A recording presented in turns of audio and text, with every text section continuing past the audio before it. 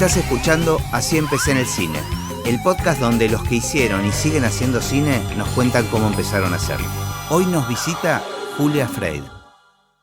Bueno, siempre empiezo con la misma pregunta, que la conocés porque ya escuchaste todos los episodios de mi podcast, que es si tenés el recuerdo en qué momento registraste el cine. Bueno, primero voy a hacer una aclaración. A ver. Yo acepto esta charla como charla de medios audiovisuales, digamos. No sé si es cine, porque cine Bueno, no sé cine si... ya has hecho. Bueno, pero digo... Tu gran es como carrera la hiciste en otros ámbitos. formatos. En otros formatos.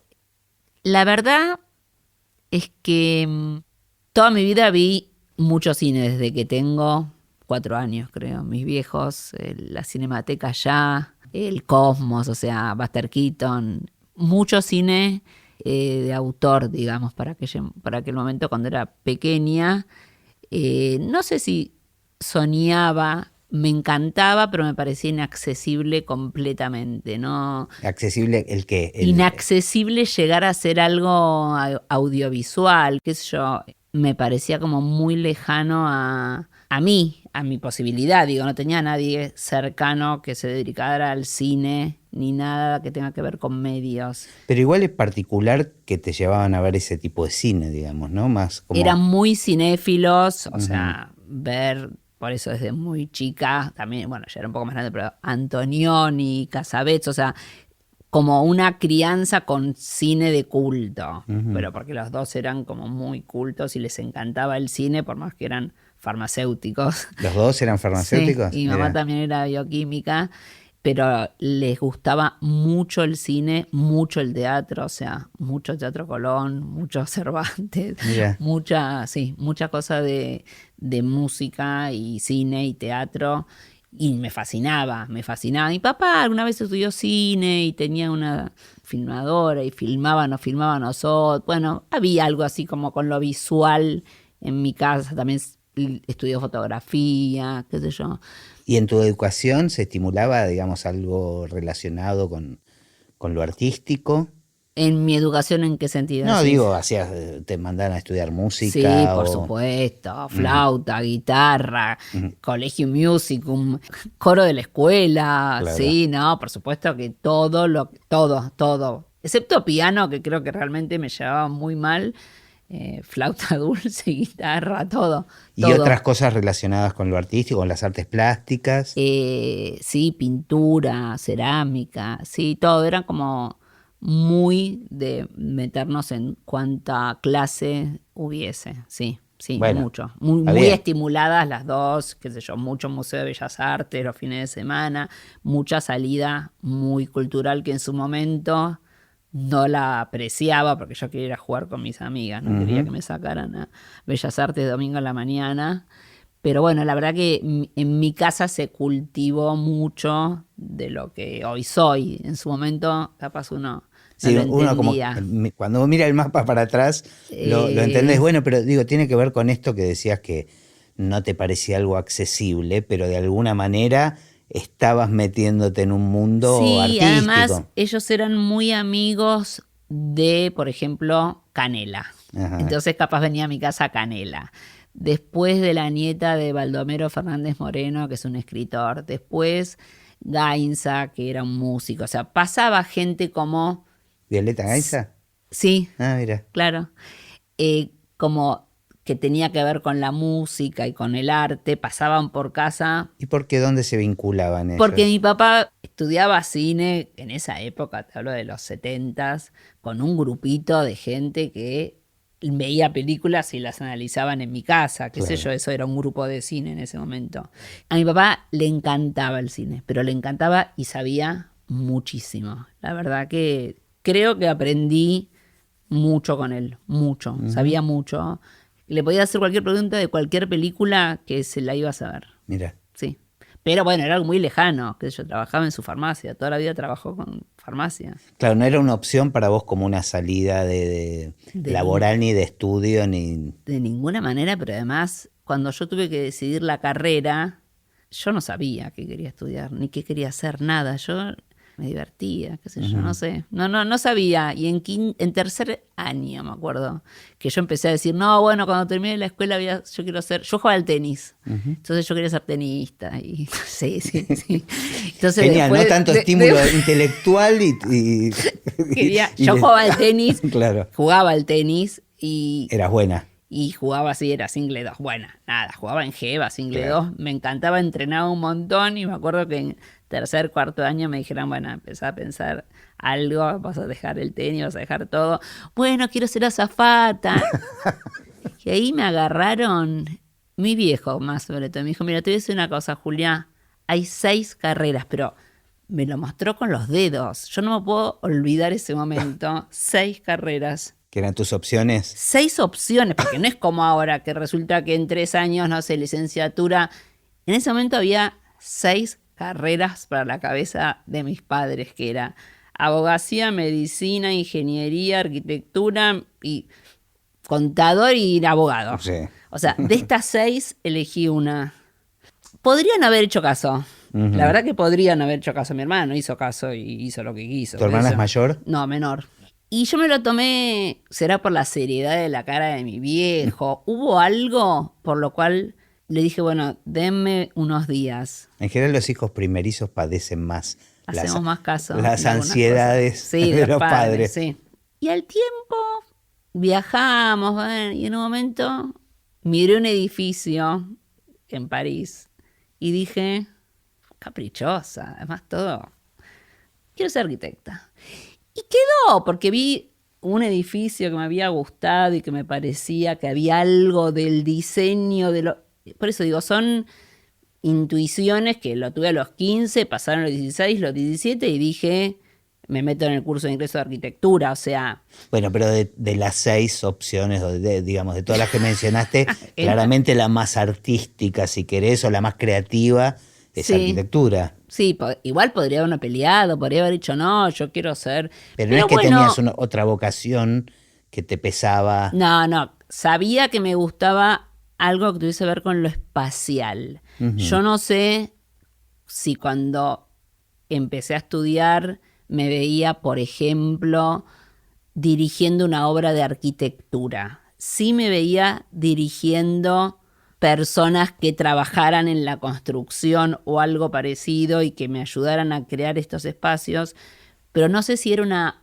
obra de arquitectura. Había algo del tamaño y de la responsabilidad del arquitecto que durante toda mi carrera no sé si lo sentía mucho, porque digo, no es lo mismo hacer un decorado que hacer una casa. Claro. En la carrera también tuve la suerte de tener una cuatrimestral con un escenógrafo que era Gastón Breyer y tuve esa suerte de tener en la carrera esa materia y ahí ya dispararme como hay algo de la arquitectura, el diseño, lo espacial que puede llegar a tener que ver con lo audiovisual.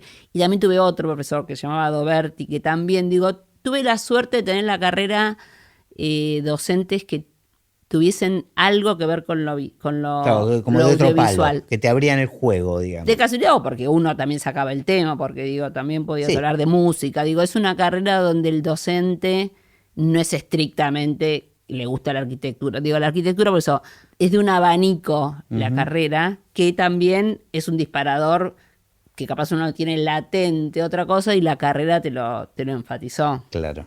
¿Y cómo empieza a aparecer la dirección de arte o, digamos, más allá de la influencia de estos docentes, qué otra cosa hubo que te llevó para ese lado? La verdad, el destino. ¿Sabes qué es el destino? Se lo digo siempre a los jóvenes cuando vienen a hablarme y cómo se hace. Y no creo en terceras cosas o otras cosas, pero el destino hizo que cuando yo me recibí en el 88, la Argentina le iba mal, da la casualidad del destino, que no había trabajo para arquitectos. Fue algún momento malo de la Argentina, todos, digamos. Me acuerdo que era como que los arquitectos eran todos tacheros, bueno, era un desastre. Y en ese momento yo trabajé durante toda mi carrera en la farmacia de mi papá. Había un cliente que era actor. Y nada, yo vendía y era nada, hola, ¿qué tal? Y charlaba. Y él la hija del farmacéutico se va a recibir de arquitecta. Y cuando me recibo y yo estuve un tiempito más en la farmacia, me dijo, ¿pero qué haces acá? No se consigue trabajo. Me dijo, venía a trabajar, yo trabajo en una productora, bueno, no importa, la cosa es que terminé trabajando con Héctor Caballero, de asistente de una escenografía de Seijas en un teatro, no sé si en el Astro, bueno, no importa, una obra de teatro. Pero porque asociaron la arquitectura, estudia arquitectura y... Por eso, de casualidad, esta persona me vio. Yo igual ya había hecho unos comerciales, había sido asistente, hubo como un periodo de mezcla de remodelaciones de baños y un comercial. Me gusta el combo. Igual yo creo, vos decís que es el destino, pero es como lo que decís de los docentes. De repente algo te hace parar la oreja. Sí, ¿no? O capaz alguna vez le dije yo a este tipo, ojo, no sé si yo no le dije, che, fíjate si algo que tenga con la escenografía. Yo no sé si, o sea, sé que en un momento que hubo un gran bache, yo trabajé con Mariana Zurruil y Ruth Fisherman como asistentes de ellas en publicidad, algunas publicidades que tenían o con Miñona o con Lucho Bender. Entonces yo fui un tiempito asistente de ellas. Bueno, hay ahí como una especie de rulo que no me acuerdo tanto, son muchísimos años, pero bueno, así empezó como un camino medio como que fui agarrando y empecé. Yo intuyo que hay algo de la intuición que toca alguna fibra que uno tiene y que se siente atraído hacia determinados lados, porque seguramente tuviste docentes que mencionaron otros temas o te cruzaste con oportunidades de otras cosas que tal vez simplemente no te llamaron la atención. No. Sí, uno es un buscador igual, ¿no? Uno busca y busca y busca hasta que dice a ver dónde me gustaría estar y tener la suerte de poder estar. Digo, también uno tiene que tener como la cintura como para acomodarse en la remodelación del baño, asistencia de comerciales, asistente de un escenógrafo. Digo, uno tiene, viste, como cierta cosa de, bueno, darte unos años como de acomodarte después, porque, viste, te recibís y al otro día tenés el título y decís... Y esto, o sea, no es que al otro día era arquitecta. O sea, había ¿todo esto sucedió después que te recibiste, digamos? Sí, o sea, hasta que te recibiste era la farmacia. Solo la farmacia y alguna vez dibujé para algún estudio de los docentes, pero había muy poco de arquitectura, muy poco en ese momento. Bueno, tal vez eso mismo también te llevaba a cualquier oportunidad. Sí, la verdad que... Nunca volví a repasar para atrás cómo empezó todo esto. Bueno, para eso estamos hoy acá. ¿Y qué te empezó a pasar a vos con eso, con ese trabajo? ¿Sentías que el conocimiento de la carrera te era útil?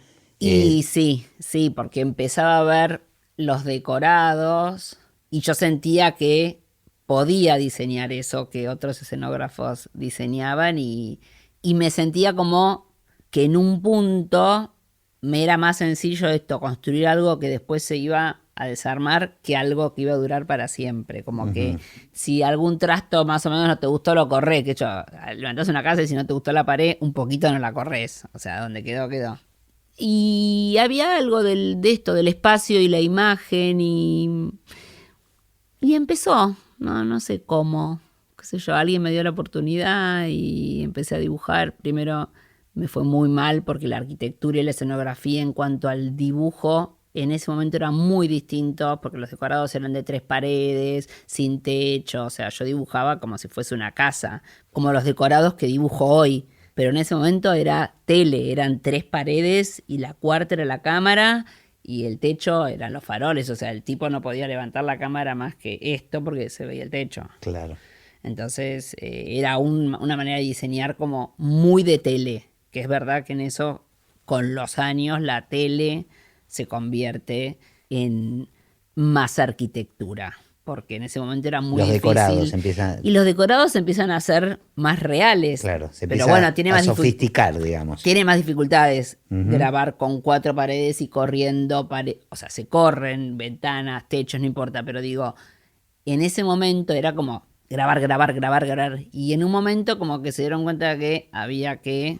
¿En general era teleficción lo que hacías o con qué empezaste? Ficción. Empecé con ficción, programas de estos diarios y entonces era diseñar muchos metros cuadrados y como que te diga que en un estudio 5 casas, entonces era muy complicado y a la vez para mí me era sencillo, entre comillas, ¿no? Por supuesto que no era sencillo, pero bueno, tenés un dominio del espacio que me parece que nos es fácil. Porque en general la gente que trabajaba en televisión haciendo escenografías no eran arquitectos, no era común.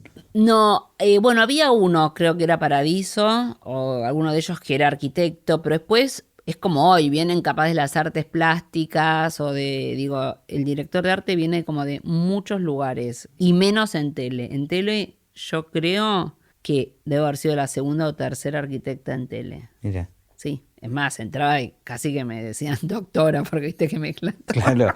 Bueno, no, a eso me refería, ¿no? Debía haber como cierta resistencia a un conocimiento que vos podías traer o digamos, no, esto matemáticamente no rinde, no sé. Sí, ahora que me pongo a pensar, era raro porque, bueno, tenés que saber dibujar, algo tenés que saber por lo cual llegás a levantar un decorado, si no, no, o sea, algo tenés que saber. Pero entré, qué sé yo, miro para atrás y digo, la lucha que fue eso, Dios, cómo llegué acá luchando. Pero bueno, fue así, casualidad. ¿Y en qué momento o con qué proyecto, con qué programa dijiste, encontré mi carrera o mi lugar en el mundo, mi lugar laboral?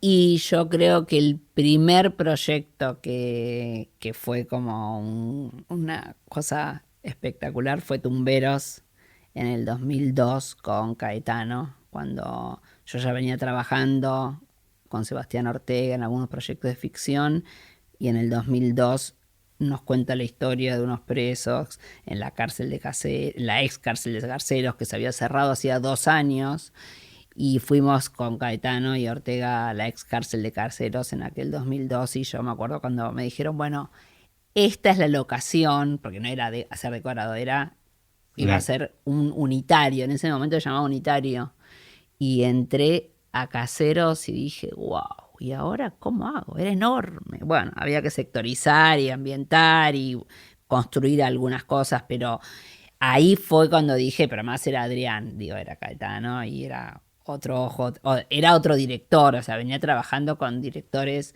que no tenían que ver con el cine. Claro, de alguna manera está como ese caminito, esa transición que me parece orgánica, porque después empezaste con las primeras ficciones más cinematográficas que se hacían para la tele. Bueno, ¿no? por eso, ya la de Caetano, esta Tumberos, fue un puntapié para ver cine, porque por más que era un unitario, se hacía en 5 días por semana, los planos ya empezaban a ser más cuidados, el DF había sido Julián Apisteguía, que era maravilloso, o sea, todo empezaba como a hacer con imagen de cine, entonces la verdad que ahí fue como un volver a empezar, pero de otra manera. También parte de mi comienzo fue cuando yo hice esa obra de teatro, que fui asistente de Seijas, que fue con la productora Héctor Caballero, termina la obra de teatro y me dice, Julia, va a venir Michael Jackson a Argentina, lo traigo yo con Canal 13.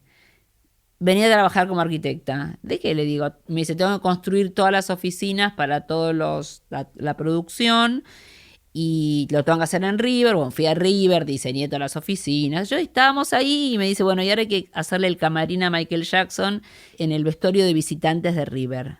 Entonces fuimos al vestuario de visitantes, que mide como 300 metros cuadrados, todo con venecitas, bueno, nada, olor a huevo, qué sé yo, imagínate, fútbol. Y entonces me dijo, bueno, acá le tenemos que hacer un living, comedor, dormitorio, baño, lo tenés que ambientar para Michael Jackson. Y yo no sabía, o sea, también estaba ahí nomás recibida en la facultad, aprendí un montón de arquitectura, pero de decoración o ambientación, eso es medio intuitivo, no tenés una materia. Y bueno, y me puse a estudiar sobre Michael Jackson, que no sabía ni qué le habían hecho en otros camarines. Entonces me puse a mirar videos y le ambienté como uno de sus videos. Lo hice como una carpa egipcia con telas que colgaban. Entonces pasó a ser como una gran carpa egipcia. Él tiene un video. Ah, eso, inspirado en un video de él. Hay un video de él que sucede en una carpa egipcia. Entonces medio que reproduje esa situación y lo llené de living, comedor. Bueno, era como una casa. Y cuando el tipo vino, me mandó a llamar. No. Porque le encantó. Y entonces me llamó, bueno, nos sacamos la famosa foto que nunca tuve, y en ese momento él seguía la gira mundial. Entonces, caballero, había tenido una reunión para que yo siguiese esa gira. Esa gira no fue nunca más porque ahí fue donde de acá fue a Chile y tuvo todas las denuncias y se le cortó la carrera, digamos, fue en el 93. Mirá. Yo tenía todo ambientado espectacular y de repente me llega un baúl de 2 metros por 1 y me dijeron, bueno, esto que trajimos acá hay que ponerlo en su camarín. Y abrí y eran por lo menos 150 peluches usados que los tuve que poner todos en un sillón espectacular que había conseguido. Todos los Mickey, Pluto, todos los muñecos que te imagines. Está la foto, ¿eh? Qué miedo que me da lo que me estás contando. No, fue muy... Y él no daba notas, entonces como ese camarín había sido tan fotografiado, qué sé yo, me hicieron una nota de un canal de televisión. Esa nota, como Michael Jackson no daba notas, sí. Marley me hace una nota a mí, imagínate. Y en ese momento... El Diego ve con Claudia el camarín. Era un encadenado de... No, un encadenado sin parar. El Diego parece que ve con Claudia ese camarín y dice, llama a esa chica. Un día yo llego a mi casa, contestador automático. Hola, soy Claudia Maradona. Mira, quería comunicarme con vos porque nos acabamos de comprar una casa y queremos remodelarla y decorarla con vos. Bueno, y así conocí a Maradona y así se Habana y Segurola. Ah, mirá. No la tenía, ¿eh? Mirá que hemos compartido asados, ¿eh? No la tenía. Nada, tremendo. La concatenación, caballero, Michael Jackson, Maradona, el triangular es espectacular. Claro, yo te iba a poner Julia Frey, directora de arte, pero te voy a poner la arquitecta de Michael Jackson. Y testigo encubierto. No, claro, y terminé conociendo cuando fui a conocer a Diego. Y la arquitecta de Diego, claro. Claro, cuando lo conocí a Diego me dice, bueno, yo quiero todo tal cual lo que le hiciste a Michael Jackson. Le digo, el lugar donde le llama Michael Jackson tenía de altura 5 metros y tu casa tiene 2.40. Claro, Diego. Era la cancha de River. Claro. No, y estuve 6 meses de obra, le remodelé algo de Habana y Segurola, le construimos cosas. O sea que recuperaste parte de sí, la inversión de la carrera de arquitectura. Hice alguna casa, hice alguna remodelación, hice cosas de arquitectura, pero la verdad es que a los 4 años empecé con todo esto y ya ahí fue dificilísimo.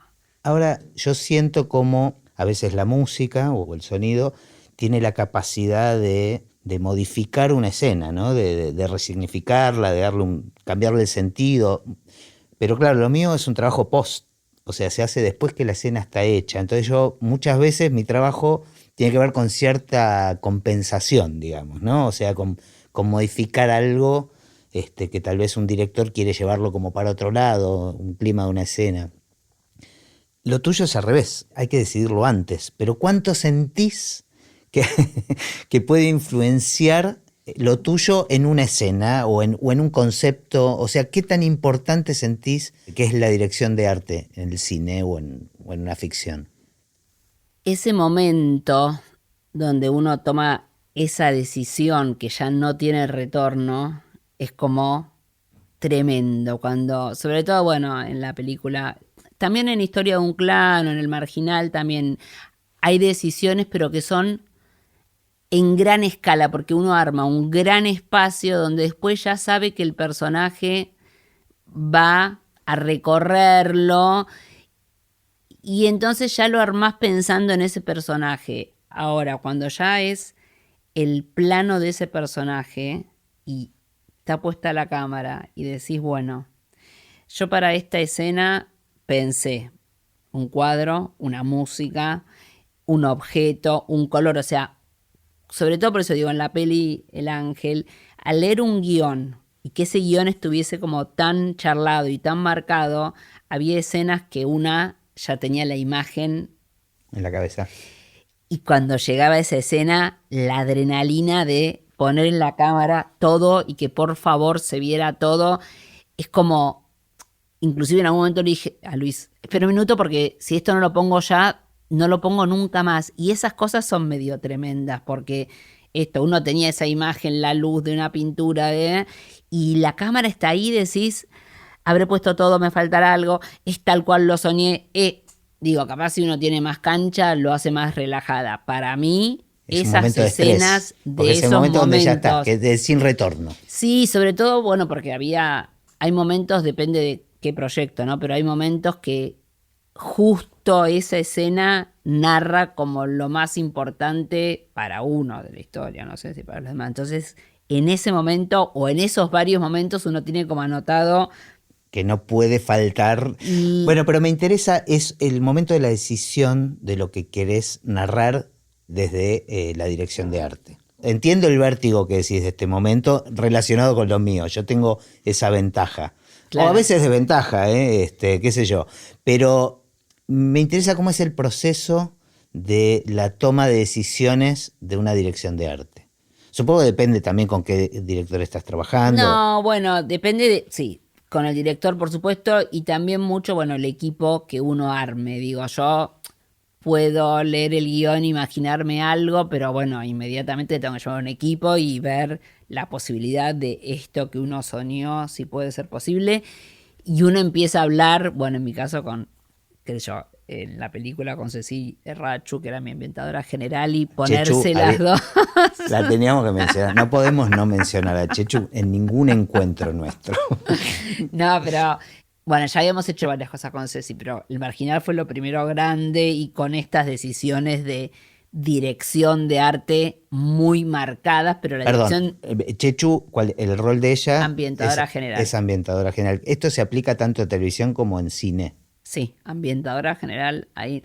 Lo que pasa es que, bueno, ahora yo creo que esto más que nada es en series de estas que son para Netflix, bueno, sí.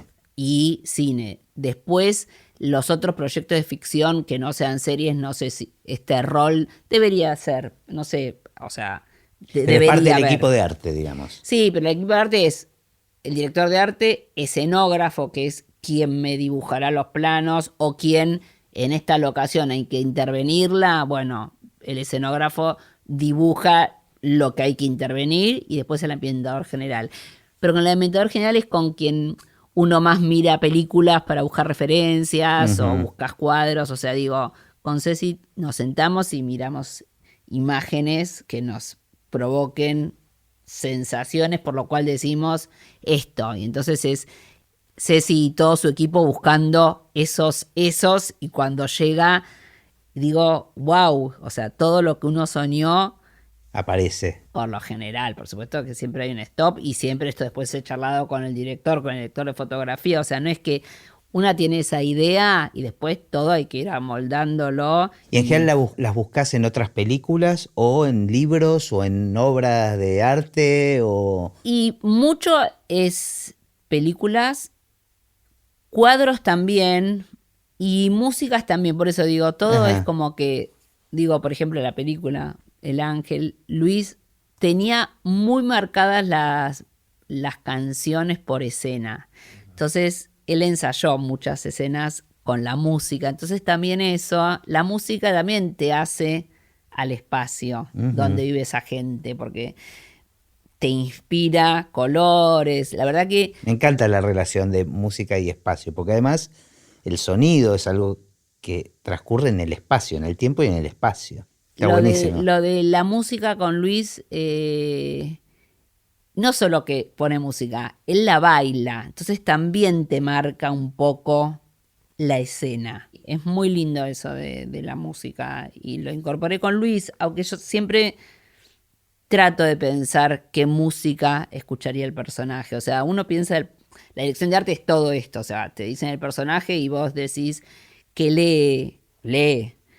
Dibuja, escucha música, que, o sea, uno arma primero el personaje y después el espacio donde ese universo, personaje vivirá.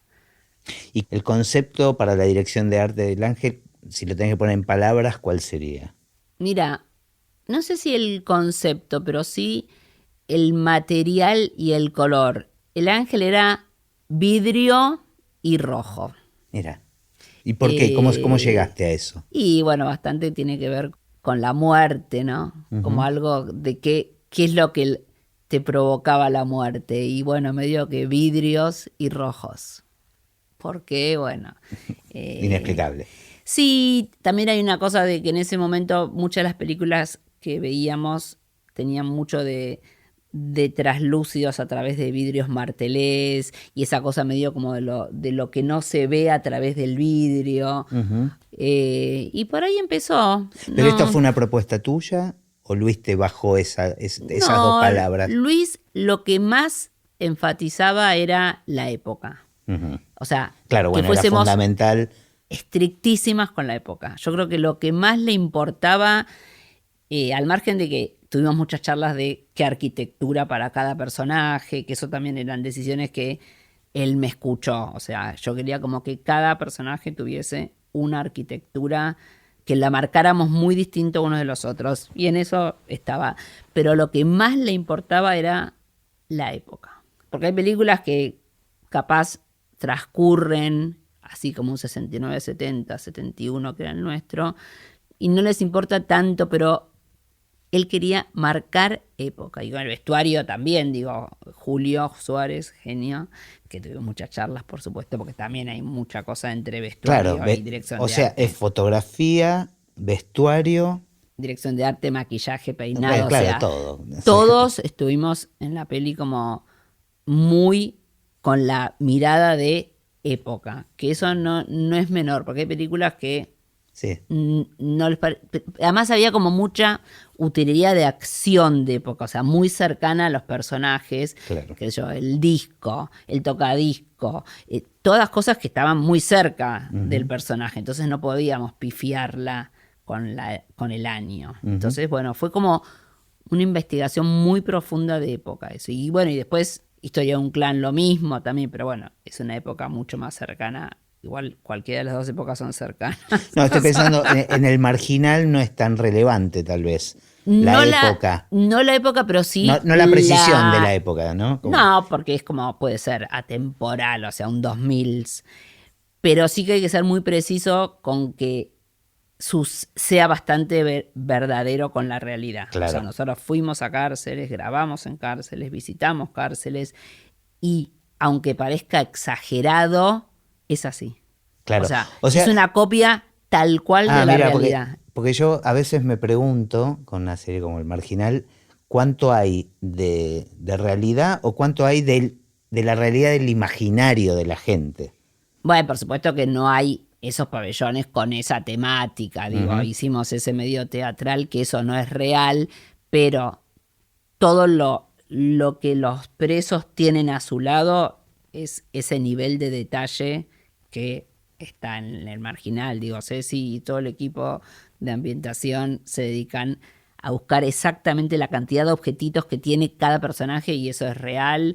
Y, o sea, la realidad es que si uno se pone a mirar documentales de cárceles de Latinoamérica, es idéntico. Lo que no hay es un pabellón como el de Rolly Serrano, que tiene unos ángeles pintados y con unas telas, unos paños de pana color bordó. Claro. No vivían en un teatro. Claro, pero eso tiene más que ver con el personaje. Sí, eso sí, que es como un poco, bueno, la ficción.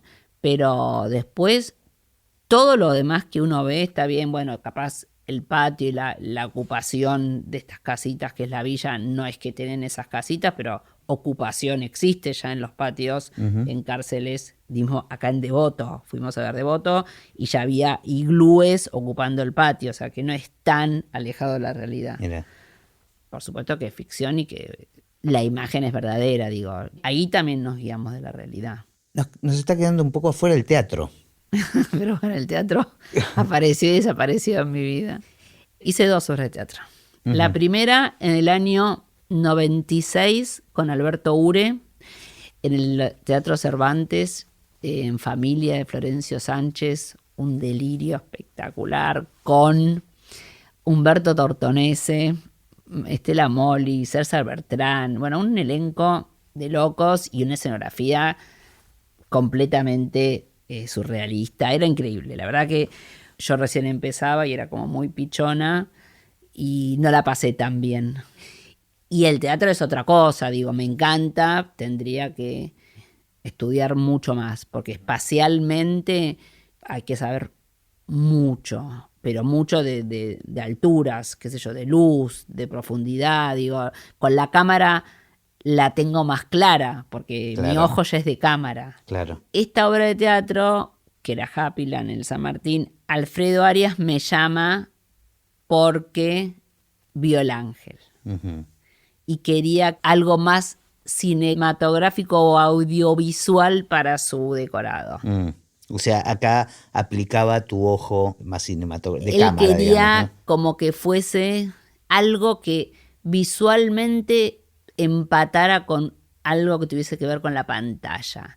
Y por eso le propongo utilizar un material que es policarbonato alveolar, que es un acrílico, digamos, traslúcido, y que el efecto que hace cuando pasan los personajes es un poco como de... puede dar como una pantalla, porque ocupa todo el ancho del escenario, entonces es como que los actores posan por atrás y hace un efecto que podría, o que a él le convenció que eso era cinematográfico, qué sé yo, y con la luz, por supuesto, ¿no? Como que es una mezcla de cosas, pero también fue el destino, digo, que Alfredo Arias, que vive en París, resulta que el que hizo el afiche en España del Ángel, que es Juan Gatti, le dijo: fíjate en la directora de arte de la película El Ángel, y claro, en la mira, o sea, digo, es una cadena que por eso digo... Bueno, pero siempre en la vida son esas cadenas, de alguna manera. Sí, yo nunca, o sea, toda la vida quise trabajar con Alfredo Arias y nunca hubiera levantado el teléfono y le he dicho: hola, Alfredo Arias. Por eso digo que el día que me dicen que me va a llamar, dije, ¿cómo puede ser? Vivo en París, no tengo... Y bueno, y así fue, y fue maravilloso, la verdad que fue como... Solo entrar al San Martín a trabajar ya era como un lujo en vida, hermoso. Bueno. Pensando en el peso que tiene la dirección de arte en una película o en una serie, ¿te pasa viendo otras películas o series de otros donde cosas que no te gustan o que te parecen una barbaridad? O quiero tratar de que expliques un poco más la importancia de la dirección de arte en una película. Por eso digo el ejemplo de cosas que vos ves como fallidas o... Y la veo sin parar, sobre todo en decorados que me encantan. Por ejemplo, una serie que me dijeron ahora que viera, que me encantan los decorados, pero me doy cuenta que la edición de arte es como lucirse y no acompañar el relato. Creo que lo que más cuesta como director de arte, porque a uno como director de arte le gustan cosas, porque le gusta mostrar ciertos espacios, le gusta mostrar ciertos colores, le gusta mostrar lo que a uno le gusta. Pero me parece que lo más importante es cómo llevas esa dirección de arte acompañando al relato. Genial, eso es muy universal, es aplicado a la música, a la fotografía.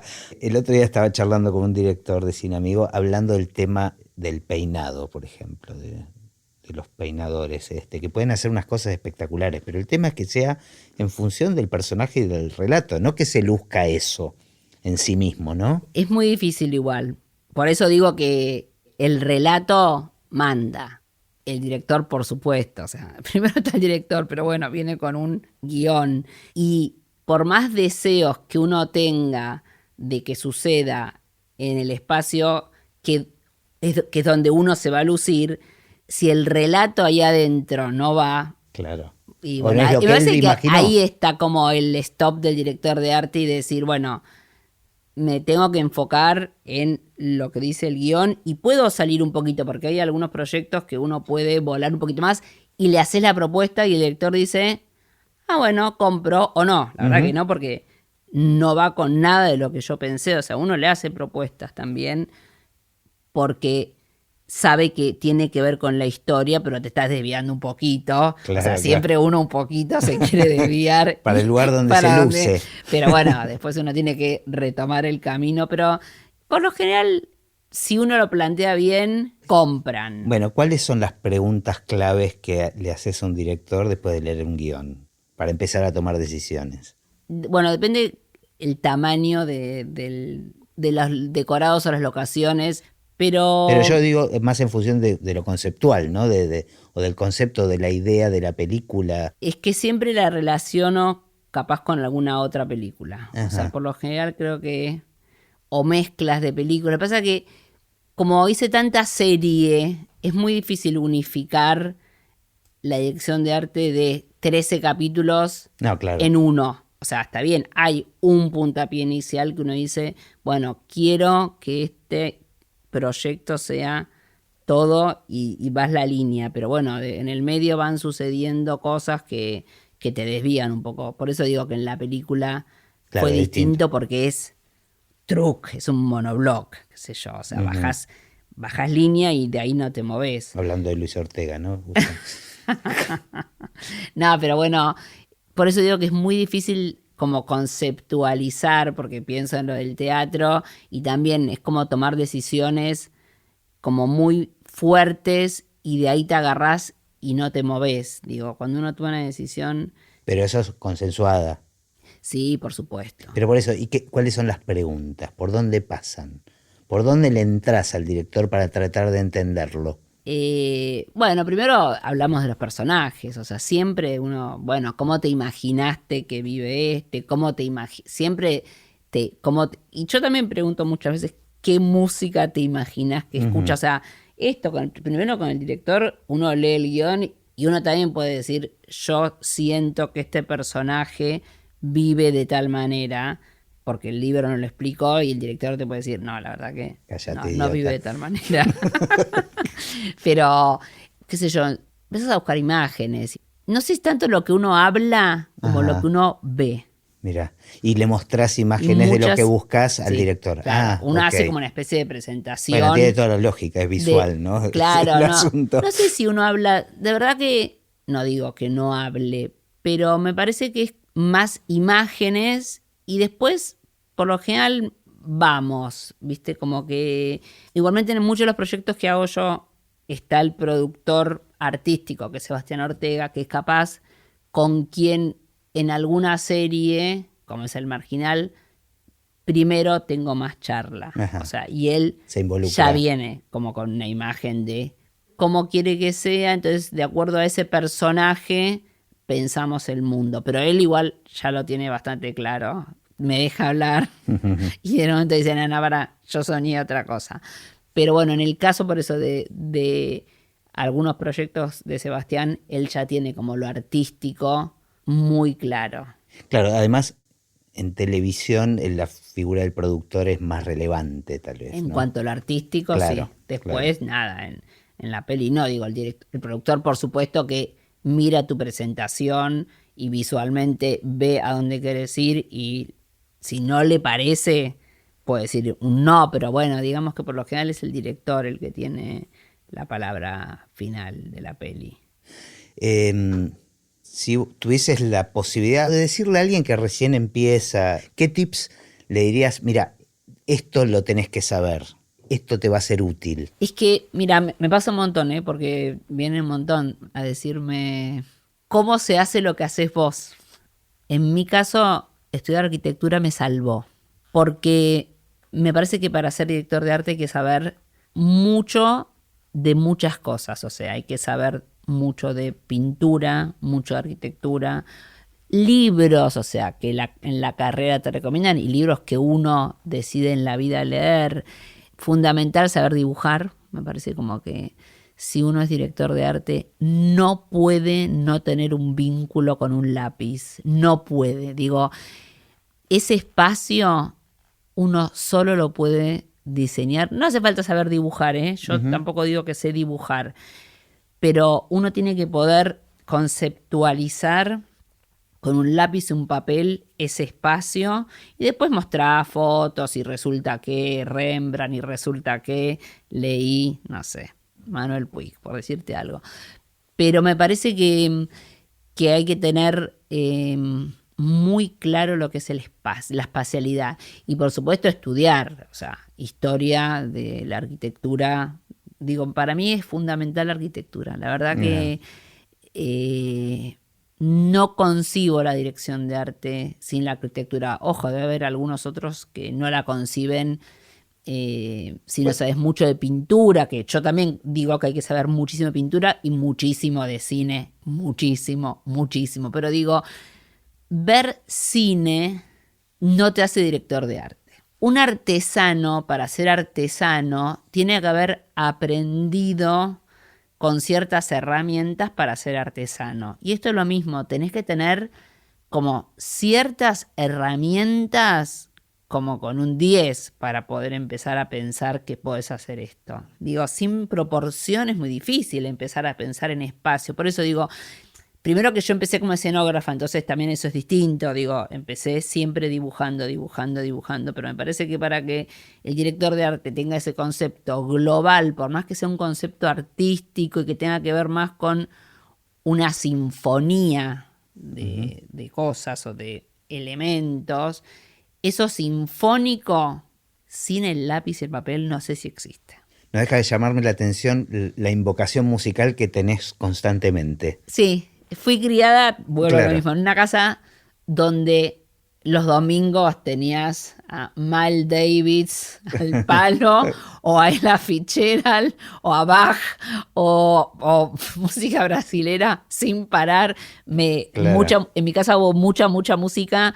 A mí me encanta la música y creo un poco en el espacio y las melodías. Sé en un pentagrama escribir música, o sea, me parece que sí, que hay mucha relación entre lo espacial y lo además musical. Es otro punto de conexión, o sea, recién acabas de llevar a lo visual la música. Y es que es así, la partitura, digo, para ¿no? mí, claro, digo, o sea, hay que saber un poco de todo lo que tiene que ver con lo visual. El director de arte como que tiene como una misión que es equilibrar o desequilibrar la imagen. No importa, eso es una decisión, si la equilibras o la desequilibras. Pero para eso tenés que saber. Porque entonces te cuelgo 3 cosas y entonces se desbalancea. Y no es así. Ahora, viendo cómo relacionás los distintos rubros y la importancia que tienen unos con otros, ¿qué te pasa después, por ejemplo, en una película o una serie que trabajaste, cuando empiezan a jugar agentes exteriores como la música, como el sonido, que atentan tal vez contra lo que vos imaginaste? O sea, ¿cómo te llevas con eso? Con el material que te encontrás después. No, por lo general, muy bien. Por ejemplo, el musicalizador, que no es lo mismo de componer música, el musicalizador de los programas que yo hacía diarios, es una persona que se llama Elvio Gómez, con quien yo tengo mucho vínculo, mucho, porque sabe mucho de música y porque hay escenas que capaz la estábamos grabando y yo le mandé un mensaje, me imagino tal canción, pero porque tengo buen vínculo con él, también tengo buen vínculo con él, lo conozco del 2002, inclusive desde Tumberos también, porque un día entré y le dije, che, mostrame todo lo que tenés. Por eso digo, también uno... Bueno, por eso es cómo se relaciona, vincula, claro. Por supuesto que uno se vincula con quien uno más afinidad tiene. Con el director de fotografía, por supuesto que también me vinculo un montón, pero no sé tanto. Por eso digo, sí, de música un poco más... Pero de última eso vos podés pispear en el momento del trabajo, digo... Porque vos te volvés a encontrar con los programas o la película ya terminada, digamos. O sea, sí, ¿no? Es como pasa un tiempo enorme. Sí. Y ese impacto siempre, como yo siempre estoy en la última parte del proceso, a mí ese salto no existe. No, es que además es tremendo porque pasó un montón de tiempo capaz desde el día ese hasta el día que lo veo o al aire o en la pantalla y digo... Yo estuve ahí, o sea, como claro. Es muy lejano. Además, claro, en el medio puede haber habido varios proyectos. Obvio que fue así, o sea, hay veces, pero no, por lo general son proyectos donde siempre un poco vinculada, creo, no es que terminó de cerrar la puerta y me fui y no lo vi por un año, o sea, tengo relación con la gente. Claro, sobre todo en las series. En todos los proyectos que uno hace, pensá que son, algunos, bueno, son años. Un año, pero no menos de 6 meses con la misma gente. Entonces, cuando terminas, es como que fuiste una familia por un tiempo, porque estuviste 10, 12 horas en un set. O bueno, buscando, pero digamos, es como que es parte de tu familia. Es muy...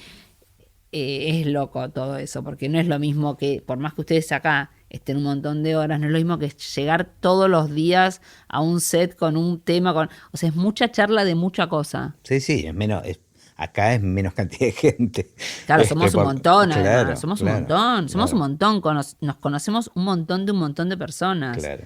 Eso me da un poquito de envidia, te digo, ¿eh? Sí, como que, con más ruido. Y somos, no, es como que somos más outsiders después del equipo, por más que fue un trabajo en equipo. No, pero es verdad. Digo, ¿viste? pero además nosotros, suponete, en la escena, el vestuarista, maquillaje, peinado, estamos todos como... Claro, yo a esos ni les conozco la cara. Claro, veces. no, pero más bien al decorado, ¿te parece que le ponga esto? O sea, hay cosas que las decidimos en el set, claro. Porque la luz, porque o sea, hay decisiones que...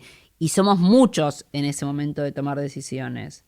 Sí, no, es otra cosa el set a la post. Escúchame, para que vayamos cerrando, siempre también termino con la misma pregunta, que es, ¿qué pensás del futuro del cine? Bueno, primero que me encantaría hacer más cine de la película que hice. Lo que pasa es que creo que, no me quiero anticipar a tu respuesta, pero un poco lo que estás haciendo, digo, el hacer series, hoy está como muy cercano a lo que puede tener que ver con el futuro del cine. Sí, ¿no? la verdad que nunca me imaginé que uno iba a poder ver algo que pareciera cine en una pantalla de su casa. Para mí, el cine es ir a una butaca de un cine y sentarse en la fila del medio, en el medio, o sea, fila 8, F, no sé. Digo, para mí era inimaginable pensar que yo podía ver una película en una pantalla hogareña.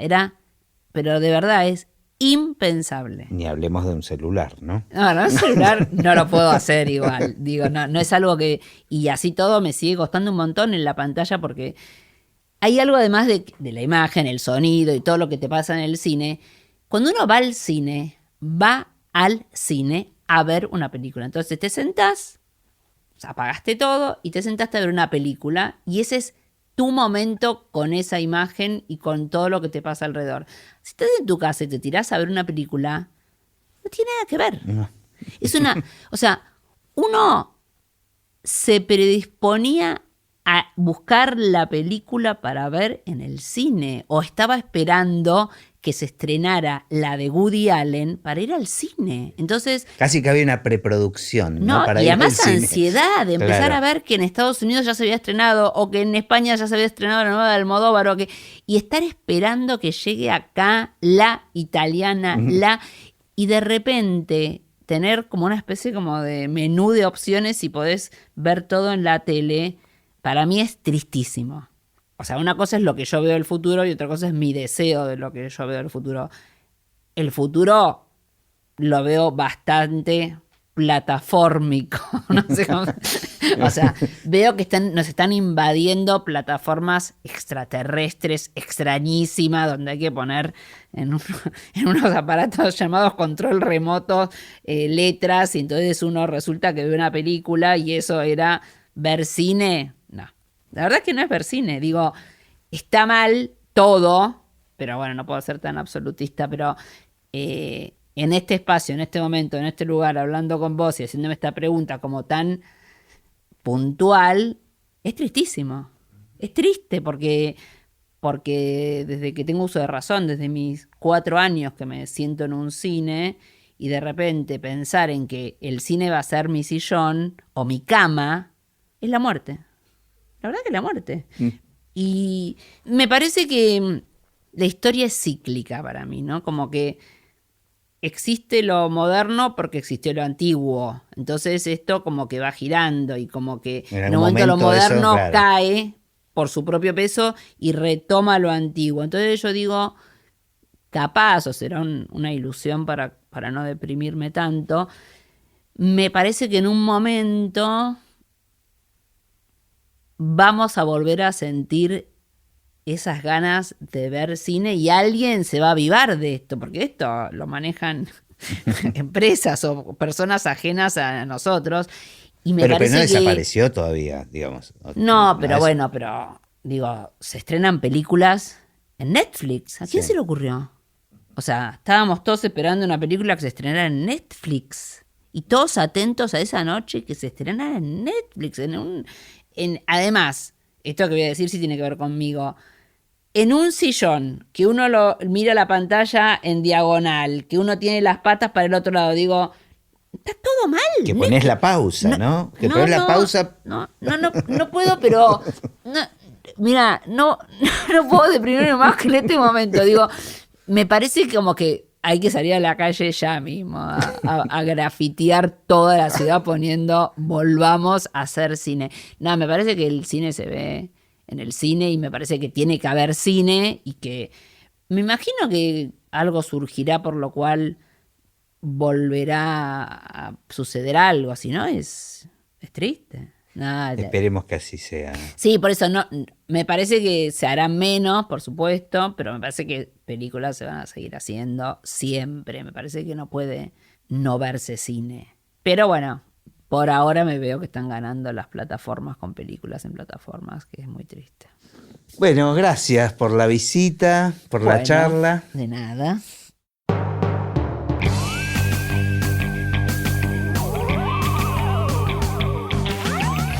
Y así terminó esta conversación de Así empecé en el cine. Mi nombre es Gustavo Pomeranek y espero que la hayan disfrutado al menos un poco de todo lo que disfruté yo. Recuerden que se pueden suscribir para escuchar todos los episodios que vamos subiendo en asíempecéenelcine.com. También nos pueden buscar en Apple Podcasts, en Spotify o en cualquier otra aplicación de podcast. Los espero en el próximo. Chau.